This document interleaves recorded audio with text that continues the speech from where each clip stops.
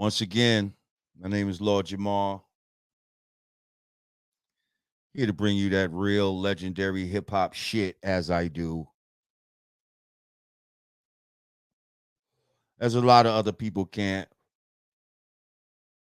because they don't know or they wasn't there or they don't have the relationships to make it happen.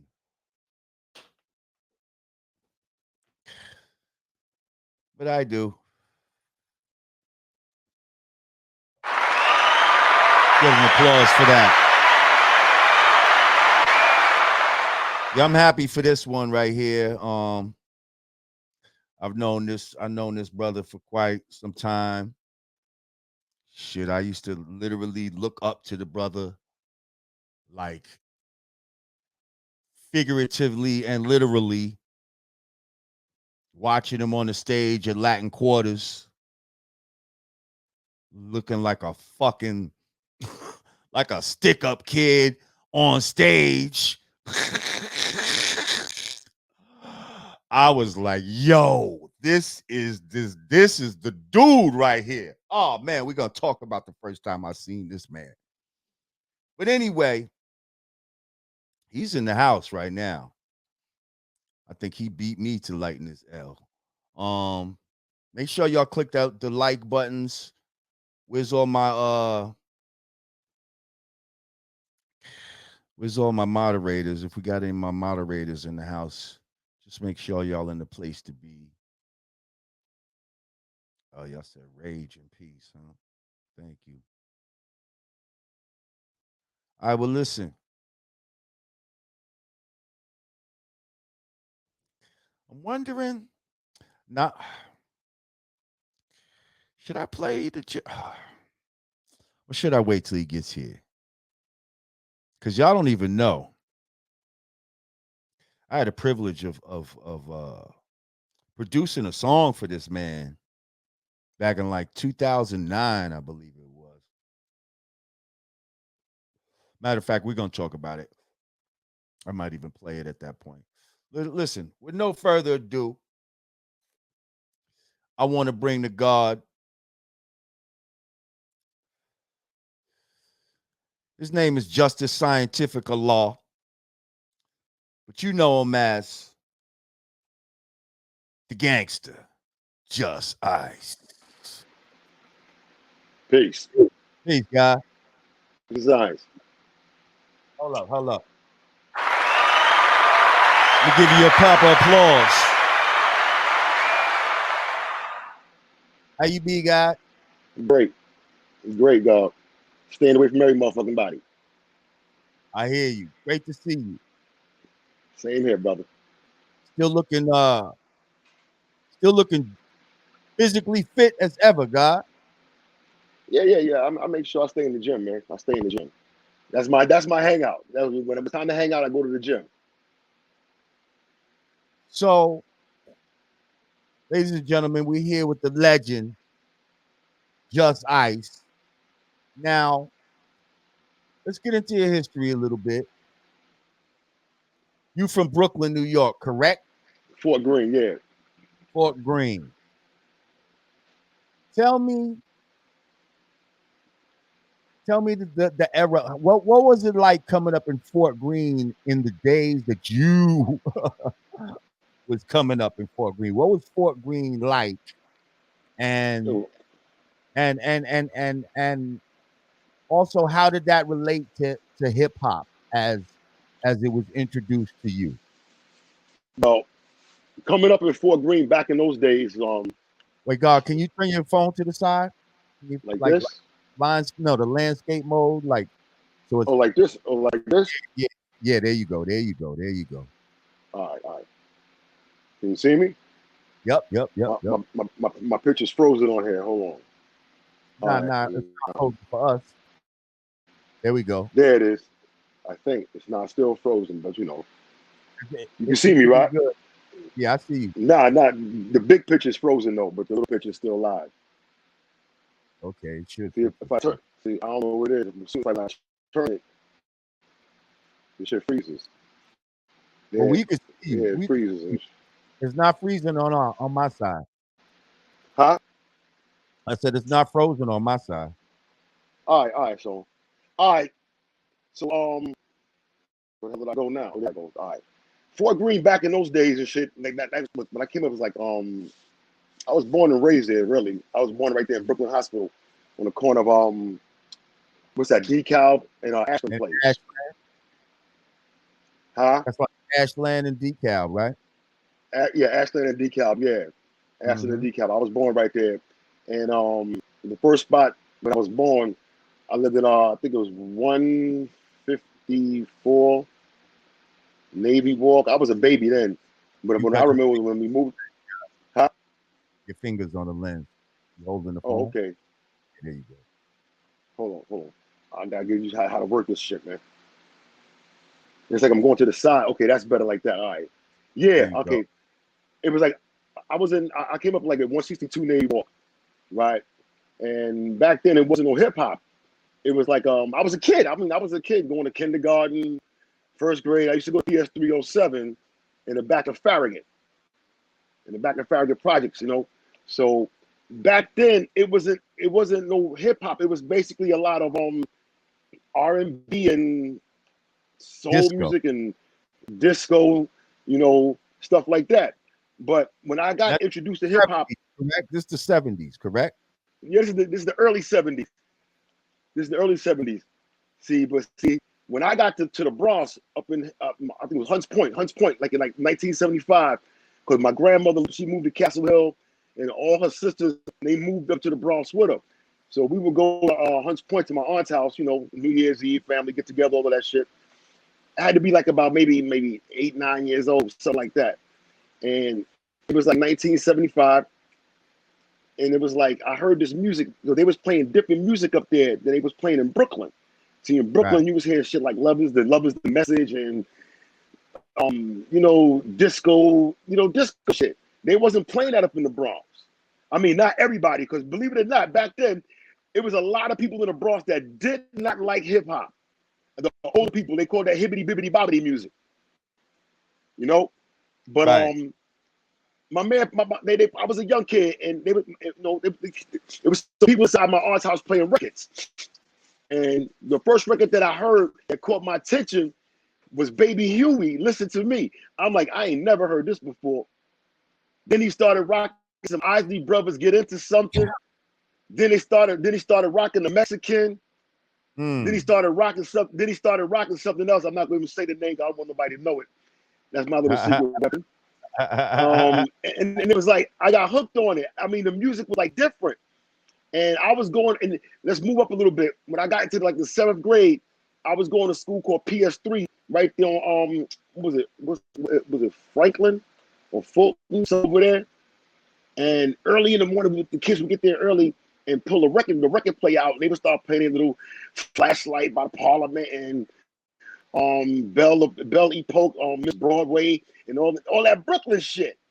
Mm-hmm. So one morning I came down there, I had me some King Erison, I had some Manday Bra, I had some Doom Star Wars, and I bought Apache. They ain't know what the fuck I was playing. I started playing my music. They just stood around. They was moving, but they was like, "Yo, what is that?" I'm like, "Yo, that's hip hop. That's hip hop." Brooklyn, Queens. But real quick, Apache, was y'all calling it Apache or was y'all calling it bongo rock? Because I know that when I first introduced to it, bongo rock was the other side. I know, but people were bongo rock calling Apache bongo rock at first. That's how not in the Bronx. They wasn't in the Bronx. They knew what Apache was. In the Bronx, they knew. In the Bronx, you know bongo rock, you knew Bongolia, you knew Apache, you knew Inagada Davida. Up in the Bronx, you knew those records because that album was so damn hard to find. Nobody ever mistaked that I know of. Nobody I ever mistake Apache for bongo rock because those two different. Once it starts going on tapes and shit like that, you know what I mean? The breakbeat tapes start going around. Now you got young kids and shit like that. Jamar, see, that's after. Bongo that's rock after. That's after. I'm talking about when this shit was first popping. I'm talking about in the early 70s. Everybody who knew about Apache. I know, but I'm just saying that might have happened later on with the confusion of the names. That's what I'm telling you. I was just wondering if when the confusion happened, did y'all originally know, or did the confusion happen later? We knew back then what Apache was. Everybody knew. Because of that, once I started DJ, once I got the record in my hand, I said, "Oh wait, the other side is called Bongo Rock. This is Apache." So like, but niggas for the long time was. Wait a minute. The other side. You mean was it a 45 you was in that?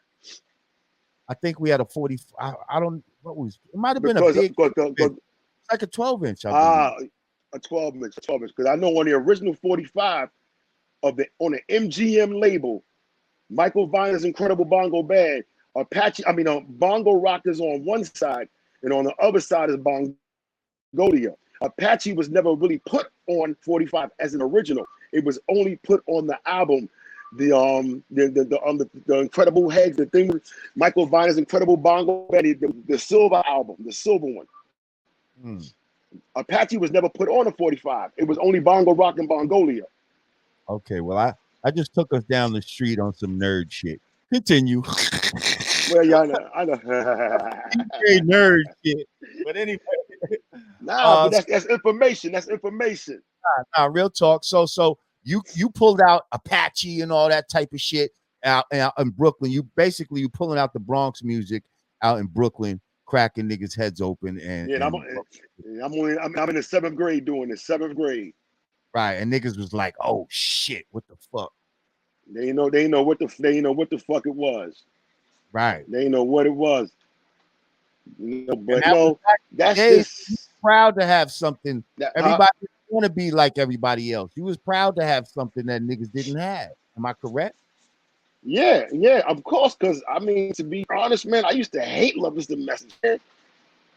I used to hate that record. For real. I'm like, yo, that is a Brooklyn ass record. And I'm like, yo, I can't break dance to that shit.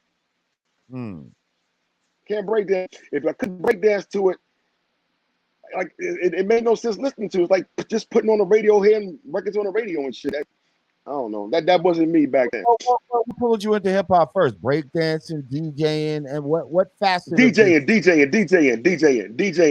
Because back in the days, we used to go see Bambaataa. We used to go see Disco King Mario live. These are motherfuckers I used to go see live, like in the projects. Disco King Mario, Bambaataa. You would see sometimes Theodore would come around with Mario. Mario would pull Theodore in, and then you would see these Breakout and Baron.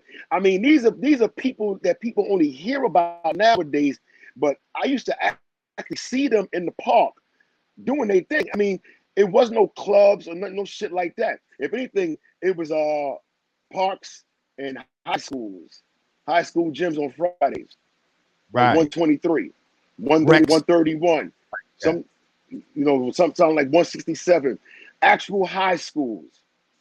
And the flyers would go out early in the week. Even it was different. It was different. But the DJ got me into it. Huh? I said the flyers itself was an event back in the days. Like hip hop flyers were like, yeah. Yo, you got people that collect flyers now, man. They got whoa. It's like them flyers are authentic and they classics. They're straight classics. Up. Facts. I remember back in the days you used to look for the flyers because it was like $3 with flyers, $4 without. Nobody wanted to pay that extra dollar. So let me ask you something. From the first time I seen you, you was Diesel.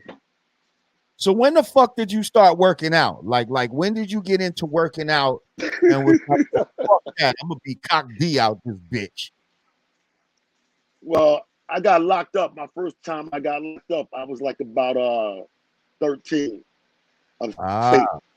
Upstate, way upstate. Up there near Greenhaven, all that shit.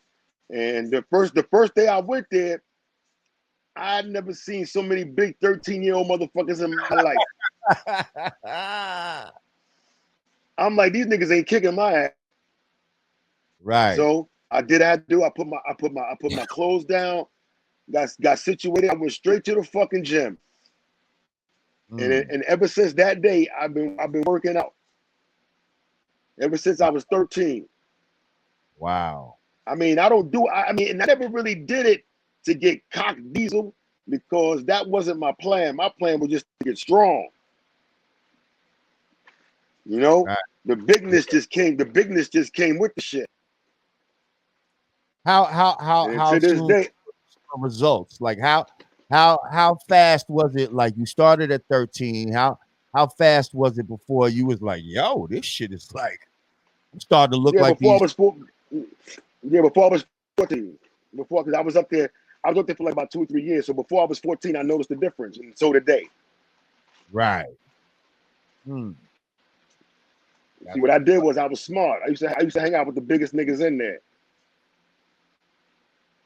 And learn. Hang out with the biggest niggas in it and learn from them. Learn from them. Right. So you came home at what age? Oh man, like I 15? think it's 15 years old, some shit like that. All right. I spent 2 years up there. Right. So now you got locked up. You swole. You coming home now. But I was only a kid though, so you know.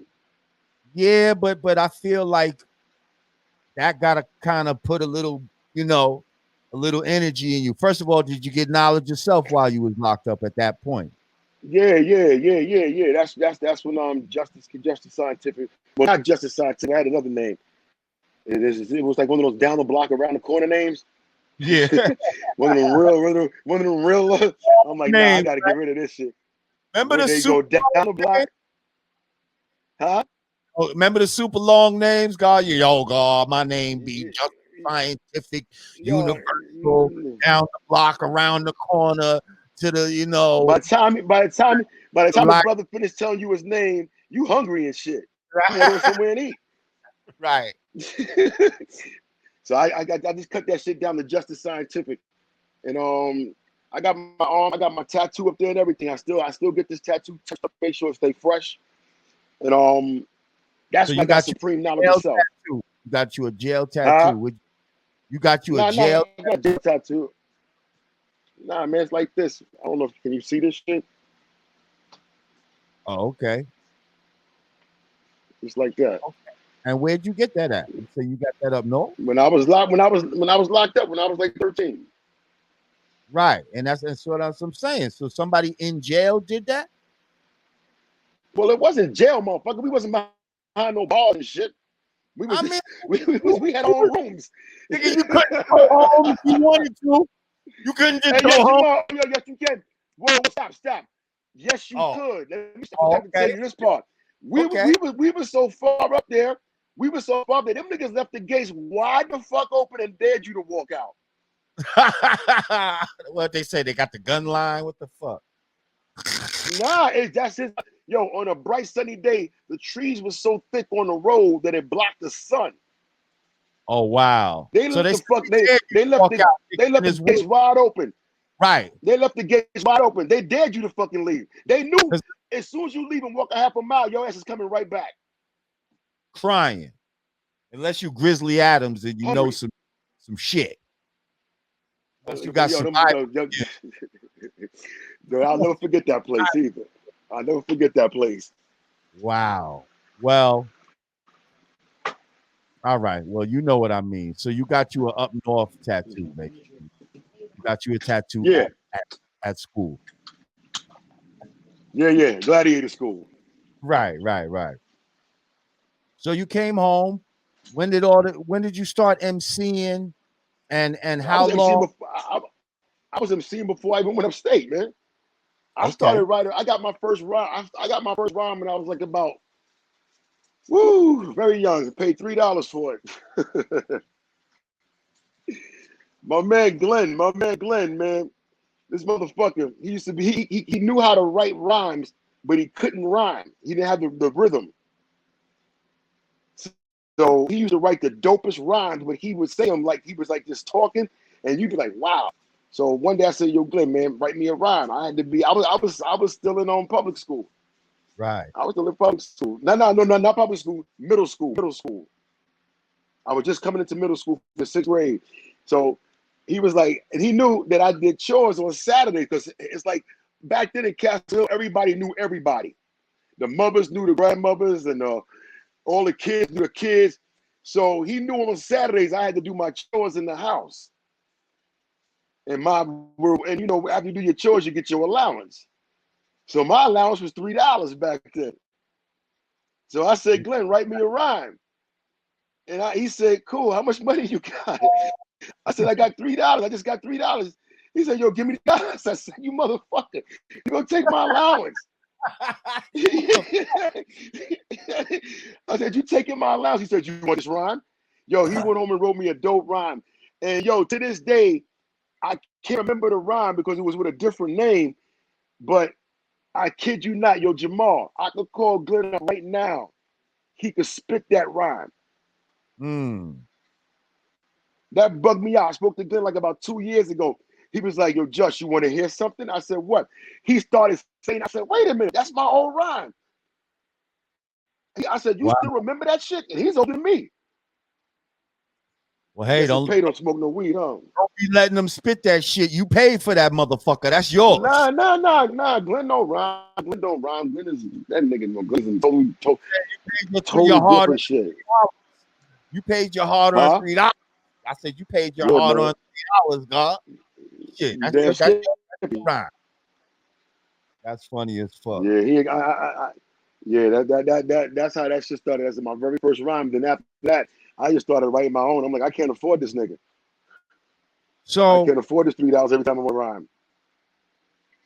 So, from what I understand, before you even made a record, you used to be a bouncer at a punk rock club? Well, it was on the Reggae Lounge down on Canal Street. Okay. And maybe from 8 to 2, from 8 at night to 2 in the morning, it was a punk rock club. And then from 2 to 6 or 7 in the morning, there was a reggae club. It was called the Reggae Lounge right on Canal Street. Me and my man Big Malcolm. And y'all was the bouncers. Yeah. Something like that. Y'all was the resident ass kickers. /bouncers. Well, we wasn't. Nah, to be honest, man, half the motherfuckers in there, we all knew each other. Right. Especially in the reggae part. The punk rocking part in the beginning, they were doing little smash dancing and crashing into each other. That's nothing, The fun part started about 2 in the morning. When motherfuckers get mad drunk. Oh, you said the fun it's not drunk, they leave, and then about regular shit. The punk rockers, they leave. They got to clear out, and then they let the yachties for the reggae. Right. That's when the fun started. That where a lot of because it seemed like your music has a lot of reggae influence. Is that where that comes from? Nah, my mom's is from my mom's is originally from JA because of her father, her original father. So, and my father is from the South, so I got a taste of both kind of musics in my household growing up.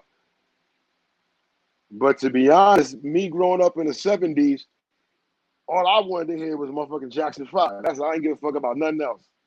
Right. All I wanted to hear was the Jackson 5. And my mom's we playing some. My mom's coming from school. My mom's playing some fucking Jackie Mittoo and some. My father's playing Bob Marley and all this. Man, I want to hear that shit. All I wanted to hear was they used to fuck with me and shit because remember back then, the Four Tops was also on Motown. So to a kid like me, when I see the Motown label, first thing pop in my mind is the Jackson 5. I'm ready to hear some Jackson 5. Them motherfuckers throwing on some Four Tops. I'm like, I don't want to hear that shit. Right label, wrong. Yeah, right label, wrong artist. Mm-hmm. All right, there we go. My phone just bugged out for a minute. Yeah, there you go. Yep. So how did the deal come about? You know what I mean? How did you end up hooking up with the legendary Mantronix and Oh, and and, okay. and end up, you know, coming with the Okay. class Well, with the human how, right, DMX, the right, human right. all that. Yeah. Well, how it started with Mantronix, there was a club downtown in Lower Manhattan called the Danceteria, and Yes. on every floor it was like a different DJ. And that night on the roof was my man DJ Africa Islam. He was up there playing a Zulu. So Yeah. me and Islam, we knew each other. We had knew each other, and he was doing this thing. I touched the mic, and like standing to the side was like, well, to me, it looked like a little slim white boy, but now I know Curtis ain't white. But back then, he was like a little white boy, and I touched the mic, and he after I got off the mic, I put the mic down, started walking out. He was like, "Yo, you sound good. What's your name?" I said, "My name is Just Ice," and they just took off from there. He was like, "Yo, you want to make a record?" And I'm thinking nigga bullshit. You know how it is in the party, man. Motherfuckers be drinking, popping shit. You know Right. what I mean? So I'm thinking it's bullshit. He was like, "Yo, come on down to 1974 Broadway, blah, blah, blah, blah, blah." I'm like, "All right, whatever, fuck it. I ain't got nothing to lose." So I went down there and he was explaining to me how the situation works with the record and this, that, and the third. And at that time I had to pay for my own studio time at the beginning because I wasn't signed and they didn't hear anything. So what I did was it was a spot. I don't know if you're familiar with Myrtle Avenue down there by Fort Greene, but the further you go up toward J Street now it's called Metro Tech. Right. Uh-huh. I But know. back in the days, there was no Metro Tech. Where Right. that hotel is and everything now, that used to be a park there. Used to be a park. And you used to actually could walk from that park from J Street all the way down Myrtle Avenue to the projects. And somewhere in between, there was a studio after, like coming from Metro Tech, well, Metro Tech now, walking down toward the projects. Before you cross Flatbush Extension, before you cross it, there was a little spot up there where there was a recording studio. So what I did was I asked the guy how much it is for 1 hour. He said it was $22. So I saved up my little $22 and I went down there and I did put the record back on. I Mm. recorded the first draft to put the record back on. Mm. All right. And it sounded like pure shit. Sound like pure, it sounded like pure shit. Then I got me another $22. I got my man DMX. Now, me and DMX met because he used to hang out at the welfare hotel.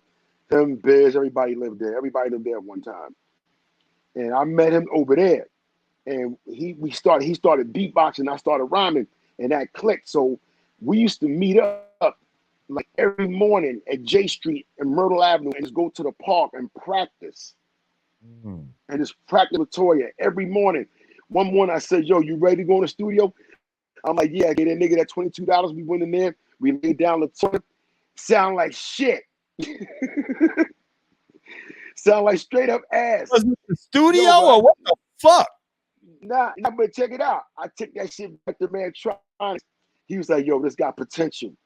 Then after he presented it to like the heads of Sleeping Bag Fresh Records, it was like, "Now we're gonna pay for your studio time. We gonna make this shit sound right." And that's when it clicked off, right from right then and there. That's how Ah, they clicked off. That's how it ah. clicked off. And then from there, me and Mantronix, we did we did the first album together. Then after that, me and KRS-One and Scott LaRock, we did the second album, Justices. And I mean, that's a touchy story right there. But yeah, enough respect to my man Scott LaRock. Yeah, that's how that popped off. Well, now somebody just asked in the comments. Shout out to our people in the chat. If you're just joining us, we here with the legend Just Ice, God. Um, So you did the one album with Mantronix. Why just one album with? Why did you not keep working? Because he was having, how you say, record company problems with the uppers. Had nothing to do with me. Right. He was having problems with them. So that's why I went to another producer, me and my man Chris, because we go back also. What happened with Curtis Mantronix, nothing to do with me. That was between him and them. Because man, I gotta tell you, man, Mantronix, yo, that guy was so ahead of his time. Like the shit he did with Tricky T and all that type of shit. Like, man, trying to think you must like Mr. Ray and Fresh is the word, yeah. That was the shit back in the days. Yo, and then, when Fresh is the word came out, that shit was hard. Come on, bro. And the homie, if I'm not mistaken, the MC was from Mount Vernon. And so we was geeked off of that. Who, Teray, MCT? That's what I was from Long. Nah. T from Long Island. Okay, yo, somebody said Long Island. Somebody said he was from Mount Vernon. We swore he was from Mount Vernon, even though we couldn't. Nah. But somebody was like, "Yo, Teray, Vernon." Nah, Teray's from Long Island. He's from Long Island. Okay. Well, I still love the record, but we really loved it because the record was dope. Somebody from Westchester. You know what I mean? That's fucked up. Made some real shit. Like, we had Puma and them after that, came with Sexy and all that type of shit. So we was good after that. And then we had Heavy. But anyway. Yeah. Yeah, just Mantronix. I just, like Cole Getting Dumb. Yeah, man. What the fuck was on that man's mind? To this day, that beat is so retarded. Like, just the way it changed. It started one way and then it changed into some next shit, and all of it was crazy. Like, it sounded like some next level shit. Like, when you first heard that Cole Getting Dumb beat, what the fuck did you think? Like, did you just get like, oh shit, I got one? Well, to be honest, when I first heard that shit, I didn't like it for one simple reason, and because when the beat was programmed through the SP12, I think that was the 12, not even the 1200. I think that was the 12. The beat was programmed through the 12. It's a certain. If you notice in Cole Getting Dumb, it slows up, it speeds up, slows down. It speeds up, and then the beat changes. And when it changes off beat. Me and Curtis must have spent about 5 hours trying to fix that shit. You know what I mean? We couldn't fix it. I mean, Curtis got red. He was, this motherfucker turned red. You know what I mean? I just said, Curtis, check it. I said, just let this shit play. I'll slow down and I'll speed up with the music. Don't worry about it. I'll make this shit sound right. I said, stop trying to fix it. Because I said, apparently it's coming out like this for a reason. So he just said, fuck it. He just said, fuck it. He put it to the beginning. I just ran through. He was like, he said, how the fuck did you do that? He's like, how did you do that shit? I said, telling me that on that beat, the beat is fluctuating. Hold on, wait, say that. Say that again, because you went out for a second. So you're telling me that the beat, that on Cole Getting Dumb, that the beat fluctuates in speed, in tempo? Yeah, all by itself. All by itself. So if I just let it play, it's not going to lock with another beat. No, I was going to say, if you put that song on and it says 88 BPMs and it goes to 88 for long, it changes by itself. Wow. That's what the problem was with that record. That record, it took us so long. We were trying to put it to like one tempo. And the machine wouldn't let us do it. Wow, that's so we said, fuck it. Yeah, you got to listen, just listen to it. Every time it goes, it changes. Right. But the part you rhyme on is it changes. But on that the way part, I'm rhyming. right. I got you. So but I'm like, to the best of my knowledge, I guess that on pressure, what I manifest, I never protest. Though you say you never melt, supposed to be an adult. The beat, the tempo was changing. The music is not changing. The right. music is not changing. It's changing. That's crazy. I would have never known that. Yeah, That's one of those real yeah. That was esoteric. Thank you for that. that fucking record was a mistake. That record was a mistake. It was a beautiful mistake. It was a beautiful mistake because that shit just sounded ahead of its time from the minute it came out, and then you see like later people like what Redman did it over, right? He took that beat. Yeah, Redman and positive. What was this? Positive, not positive. Wasn't but Redman and K Solo. Ah, right. Redman and K Solo. Because that But shit was so check this crazy. out. Check this out. Because of this Corona shit going on right now, me and Mantronix can't release our new records yet. And trust me, you think Cole getting done with something? And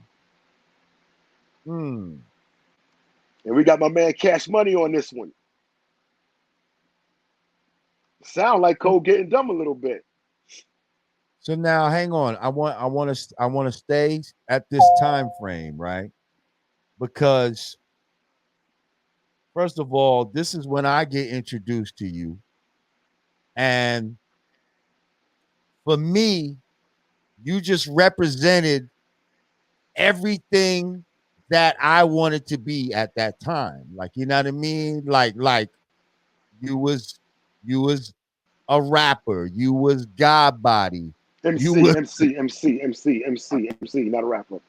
You was an MC. Pardon me. You was an MC. You was God body. Right. You was on your diesel working out shit. You was on some gangster shit. Like. You just look like the type of motherfucker, and I've heard stories, and we can get into this shit.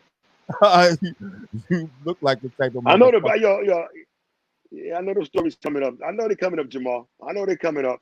I'm just saying, you look like the type that could be on stage 1 minute and then get off stage and maybe stick a motherfucker up or some shit like that. You understand what I'm saying? Yeah, I know what you're saying. I got you. That's how you look. That's how you appeared. When I first saw you at the Latin Quarters, I keep telling you this, you had on a tight ass hoodie. You know what I mean? Your frame was kind of like Mike Tyson-ish. You know what I mean? You had a mouthful of fronts and just with the probably the leaves, you know, when niggas was rocking the leaves back then. And yeah. The acid shit. Belt buckle that just said "Just Ice," and said justice. I forget what kind of kicks you had on, but you Felas. Just the way you was on stage, just walking back and forth, just with that, just to that grill, just like mean mugging the crowd. Yo, this shit was so ill. And then, but you Latoya see, and all of that was such a hit. Latoya. Look. First of all, is there a real Latoya? Was that based on somebody, or you just pulled it? Nah, man. I just made that up. I needed something to rhyme with Scoop for you, so I just thought of Latoya. Well, I'll tell you, it was genius naming it Latoya because that was very hip hop. Like Latoya is definitely like gonna be a black girl's name. You understand what I'm saying? That's gonna be original. Exactly. You're not gonna confuse that with like there's Mary. Like Mary could be anybody. Like, you know what I mean? Latoya, you know that's one of the sisters and shit. So that was almost right.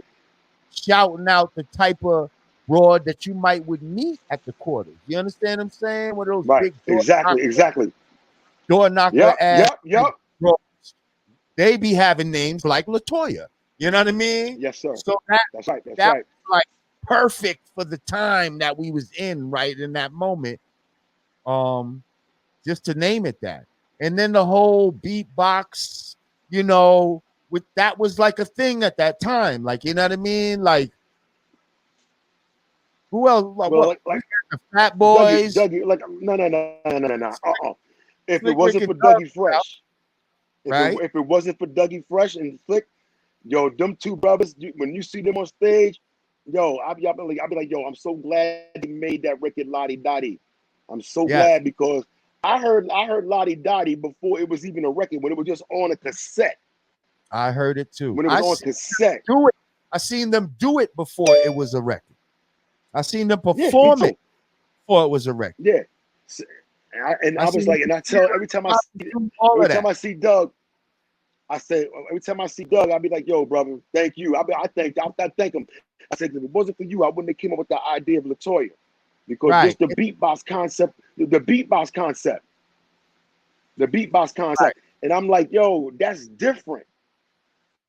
And see, you did it with some of the formula, but without, it wasn't like you was biting. It wasn't like you tried to like do it in an English accent or anything like that. Like you did it with your voice, you know what I mean? And in your style, but it kind of felt like it went along with the times of what was going on. You know what I mean? Like you could definitely tell that, you know, man sharpens man, steel sharpens steel, that you probably did. That's right.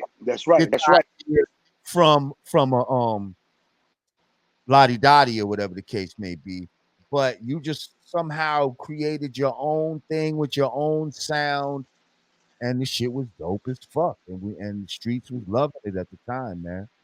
How did that feel? Yeah. Put out a joint, Felt good. you know what I mean? Well, and have to be honest, like, well, Jamar, it felt weird because when that record back on and Latoya came out, dogs, I was in jail. wow. I was on the 8th floor in MCC with John Gotti. No bullshit. Same fucking floor. With John I Gotti, used to listen to Red Alert. Yeah, I used to listen to Red Alert every fucking Friday night when I'm sitting on the radiator by the fucking window. Wow. So it was weird. That's why the first 2 or 3 months when that shit came out, everybody was like, well, who the fuck is Just Ice? Nobody knew who I was because I was locked the fuck up. Wow. And see, it's ill because I'm telling you that energy, when I seen you on stage, it kind of was like somebody that just had been unleashed. You understand? Somebody that just, I'm telling you, that's how you look. Like, yo, they just let you out. And I'm here now, motherfucker. What? Like, and you was by yourself. When I'm on stage, that was the days niggas didn't have 1,000 niggas on stage either. You was on stage. I never liked that shit. Yeah. You was by yourself. And you I look never like liked you going was on stage with a bunch of people. Party. I never liked that 20 motherfuckers on stage, everybody grabbing the microphone. You can't hear you can't understand nothing. You can't understand nothing. To this day, I'm like, when you were I put it like this here, when you were a child, you do childish things. When you get older, you put the childish things away. But when I'm on that motherfucking stage and I grab that microphone, it's like it's like a basketball court. We all motherfucking enemies on this court. We all enemies. When I grab that microphone and I'm on stage, if I'm on stage by myself and I'm just performing, that's one thing. If it's another motherfucker up on that stage and you grab that mic, automatically, nigga, yo, we foes. We foes. And I'm not saying anything nice. All motherfucker gotta do is say my name. Just say my fucking name. Just say my name. And I guarantee you, I catch you on stage, I'ma end your shit. In more ways than one. Well, I don't know who's watching. I'm just gonna leave it like I'ma end your shit. Well, we're not gonna end you. I mean, your career, the so-called lyrical career. Right. And maybe it's not. Oh gosh, here we go.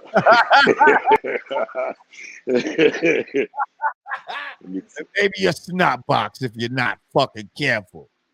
I'm just saying. What's up with Yeah. I try to stay away from that shit now, man. Yo, it's like this I here. know, but I'm just saying, we just talking. That's Talk about yeah, what, but of course, what you need to a do. nigga back, yo. I mean, not even back then, still now, a nigga could get it. I know. Oh, You know, a motherfucker they, can get it. they don't They don't know. know, man. They have no fucking idea. That's why, hey, yo, Jamar. That's why I stay. That's why I stay to myself, man. I stay to myself. I don't like no motherfucking body because, as soon as somebody do something stupid around me, I can't fuck with you. Let's I talk can't about. fuck with you.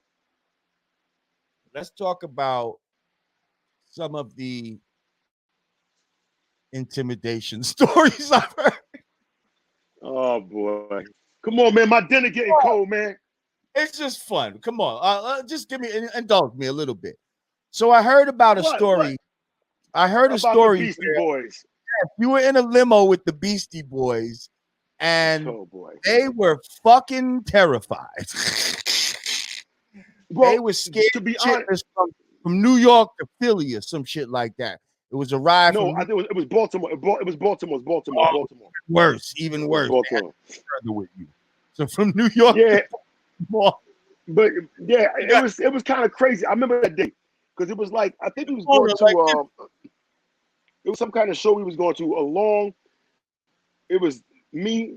I think Tila Rock was there. I know some of the Juice Crew was there because Tyrone was there. And I don't even know how the Beastie Boys, because back then Def Jam, Cold Chillin', Prism, and Sleeping Bag Fresh, we were all rivals, man. I don't even know how the fuck they got in that car. I don't even know. All I know is when I opened the fucking door, you got these three motherfuckers in there drinking beer, smoking cigarette. I'm like, yo, hold on. I'm like, get the fuck out my car. I'm like, get the fuck out. I'm like, yo, straight up and down. I'm like, get the fuck out. And I don't know what his name was, Ad Rock or whatever the fuck his name was. He almost got knocked the fuck out. He almost got knocked the fuck out. I got I'm mouth. like, oh, y'all get up. Got to say something. Got to talk back. Nah, yeah, go try. Yeah. I'm like, yo, get the fuck out the car, man. I said, oh, get the fuck out the car. I said, this is my fucking car. See, because the cars was coming from the cars was coming from Tyrone, Fly Top. And the person that was driving it was Romero. That was like our cousin and shit. That was like the limousine driver for Cold Chillin'. And I was cool with him. So I get to use the limousine whenever I wanted to. Right. So you but feel then, like this is my car. Yeah. And time, so, then Tyrone with the voice of reason. Here go Tyrone with the voice of reason. Justice, it's not enough cars. They got to go in there with you. Just let them ride with you. Don't beat them up. Just let them get down there safely. So I'm like, all right, cool. No cigarette smoking, no beer drinking, none of that shit. I'm not hearing none of your fucking music. I said, y'all sit the fuck up. For real. I said, y'all sit the fuck over there and shut the fuck up. Huh? I said, you set the parameters for their ass. You sit over there. Man, because I don't. And that cigarette smoking, all that shit y'all be doing. None of that shit. Yo, because I to this day, I can't stand cigarettes. I hate them fucking things. Okay. I hate them fucking things, man. You crack a fucking beer in your forehead in this limo and you're fucking gonna be on the highway. Your dumb ass. Man, the big Budweiser drinking motherfuckers, man. Yeah, and was drinking Budweiser, man. And act like, we wasn't having that. No, we wasn't having that shit. We wasn't having none of that bullshit. You know, but that's just one intimidation story. That's just one. Well, you can give me some more. Jamal, I'm gonna go eat my dinner. Okay, wait, hang on. I gotta ask you this one before I let you. What's up? So people in the chat, they want to know. And see, it's not me, God. It's the people in the chat. They want to know. Okay. Was that a true story in the Wu-Tang series? No, that never happened. That never happened. Okay, no. Okay, I wasn't even on that tour. That was the Juice Crew tour. I wasn't even on that tour. Right. But okay. Even with hold on, Jamar, check it out. Even when Fly Ty seen that shit, Fly Ty was like, "Why is Justice there? Justice wasn't there." That was the code. That was the code chilling told him. That shit never happened. They just pulled that shit out the air. They just made that whole scene up. Right. Well, that's what you call creative license. That's when like that was a way I'm to not mad like at them. yeah, no, Man, I am not mad at them. I am. If anything, do that shit some more. Yeah, he said, do that shit some more. Do that shit some more. Hell yeah, man. That shit is just publicity for me. To try to incorporate the 5% stories, that angle of his life, you know what I mean? And so they had to use a known 5%er to kind of like just create that moment, you know what I mean? And it was a great, memorable moment. That's what's so dope about it. Like, that's why everybody was wondering, was it real? But I know that there's a lot of things in that series that didn't really happen in real life. You understand? Like, for instance, they had a fire instead of, it was really a flood instead of a fire like it was, all of this shit about ghost shooting at Ray, those are dramatic things or whatever. So I understand why they do it. I'm glad they put my man's name in the mix and all of that. Now, real quick, okay, since you got to go, can we quickly talk about you and I had the privilege, a lot of people don't get the privilege to work with somebody that they, that they looked up to, that they, when they seen as 32 degrees. Yeah, we ended up doing a song called 32 Degrees in 2009. That shit is so wicked. That shit is so that fucking shit is so wicked. That's when I play that shit, when I like DJ around, or when I go out of state and I have to do my show, when I do 32 degrees, they be like, yo, what is that? I'm like, that's my man Lord Jamar from Brand Newbies. They be like, yo, what album is that on? I'm like, you got to go to what's that shit, iTunes and all that shit. But yo, Jamar, that record is so just the way it come on, just the way it come on. Yeah, the shit is hard. I might play it for the people when you get out of here. I know you gotta go. Yeah, man, I got me some chicken. Hold on, I got my thumb in the way. Hold on. Yeah, I got some chicken Marcella waiting for me with some portobello mushrooms. God damn it. Okay, hang on. Fahim Leah, thank you for your donation. They said, did you ever have beef with LL? And if so, what was it? Me and LL never had no beef, man. I think me and LL might have met once or twice in my whole career. And he came to one of my shows at the Latin Quarters because he was cool with DMX. I mean, we talked. I mean, that was it. It wasn't like we was gonna be hanging out for the rest of our life. But me and LL never had no beef with each other. Right. Okay. That's people. They say stuff like that to try to get beef started. Not saying that girl by him. I'm just saying. But me and LL never had no bad words for each other.